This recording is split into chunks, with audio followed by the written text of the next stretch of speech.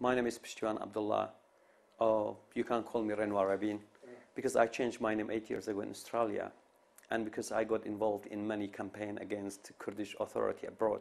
So at that time I couldn't come back to Kurdistan, so I changed my name. I am a dual citizen, Kurdish, Iraqi, and also Australian. I've been in Australia for about 15 years.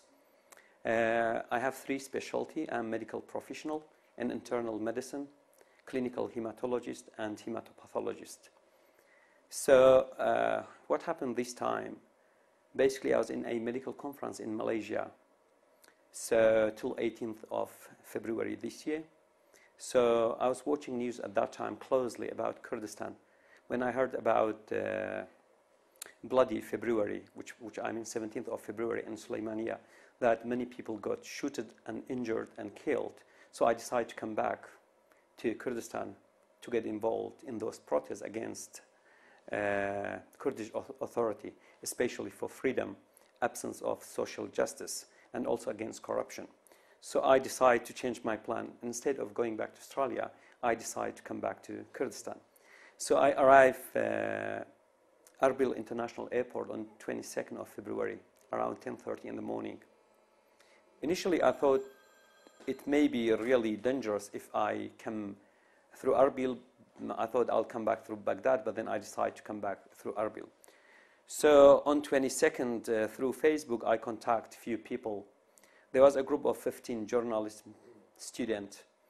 They want to go in front of Kurdish parliament in Erbil to give a letter of protest to Kurdish authority about 17th of February, what happened in Sulaymaniyah. But because most people in that group got threatened that night by Parastan and Asaish, they couldn't do that protest on 23rd of February. So then I heard from Facebook and from other people that on 25th of February, people of Erbil will demonstrate against, what happened in Sulaymaniyah.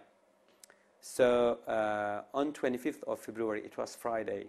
So around 12 o'clock, I was sitting in my brother's house. I was thinking about how I can get involved in a very peaceful way and very civilized way. So I had white T-shirt. I got the T-shirt, and I said, okay, what about if I write a few slogans on it, and then I get involved with that? That's a better way. So I got my T-shirt. In front of my T-shirt, I wrote 2 slogans: no to corruption, yes to social justice in Kurdish. And also on the back of my T-shirt, I wrote, the demands of people should not be answered by bullet. So at 1 o'clock, I left my house, which I was staying with my parents at that time. So I arrived City Center Park, which is next to Nishtiman Mall. So there I saw a photographer. I asked him, can you take a photo? He said yes. At that time, I was wearing a long sleeve shirt on the top of my T-shirt. So at that time, when I arrived, that photographer took a photo of me. I said, no, wait, because I have to take off my long sleeve shirt. And he did. He got surprised, really. So he said, after that, I said, okay, there was about 200 people, maybe more, sitting on chairs in that park. So I took my shirt and I was walking around just to see the response of people. There were 2 kinds of people. Some of them got really annoyed with that. Some others, they were, raising their thumb and smile in their face. I knew there were those people who want to get involved in the protest. After about 5 minutes, 2 guys approached me. They were civilian. They said, take on your shirt. I said, why? They say, Erbil is very peaceful city. We don't let any protest to happen in this city. I said, it's my city. That's the best way someone can express his opinion. Nothing wrong with that. I'm not using any violence. This is very modernized and civilized way. So we were talking. They attacked me from back. So, and then I found myself on the ground. I was beaten by 12 people. Then they put my shirt on my face, just like a mask. And then they put me in a car. I knew it was a taxi. It was ready there, that taxi. I think that day they were prepared themselves for all the possible things that happened. So one of them sat in front of the taxi, other one on the back of taxi. The one sitting next to me on the back put a handkerchief on my back from behind, and they start to beat me inside the taxi. So after maybe that happened at maybe 1:30, 1:35.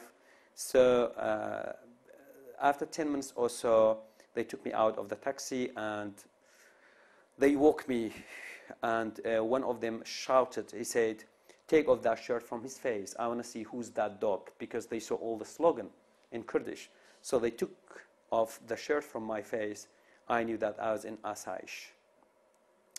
So there was heaps of Asayish, means security. I saw too many Asayish personnel, which is security personnel, in front of the door, because that day Erbil was on alert because of the possibility of demonstration. So there was about maybe 15, 20 people in front of there. They start to kick me one by one, and they moved me from the front door to a very small room inside the office.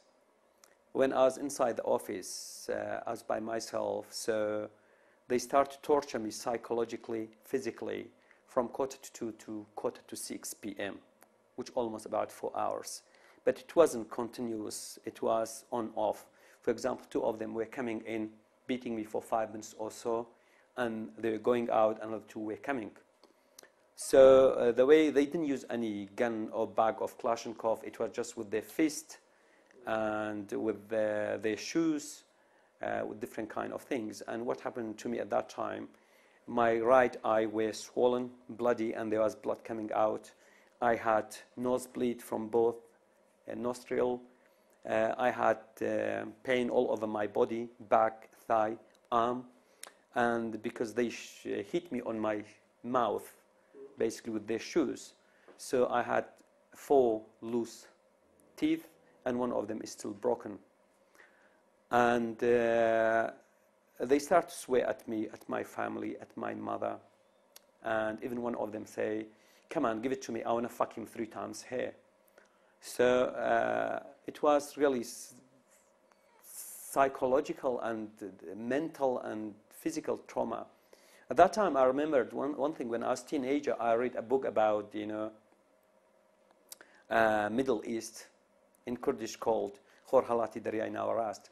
That book about how the totalitarian government used torture to their political opponent.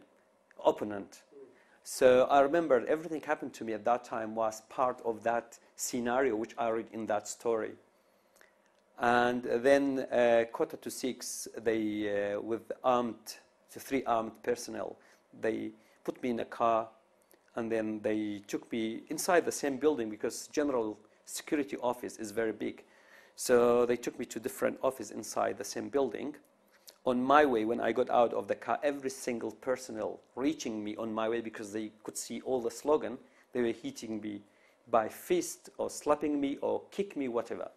So they took me to an interrogation office. In the interrogation office, they gave me a statement.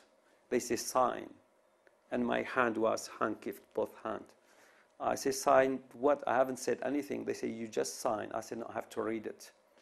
When I read the statement, it mentioned my name. I'm Australian citizen and I'm Kurdish. So I wrote those slogans on my shirt. And also there was a phrase. They mentioned that I was carrying a gun and 2 small grenade bomb. I said,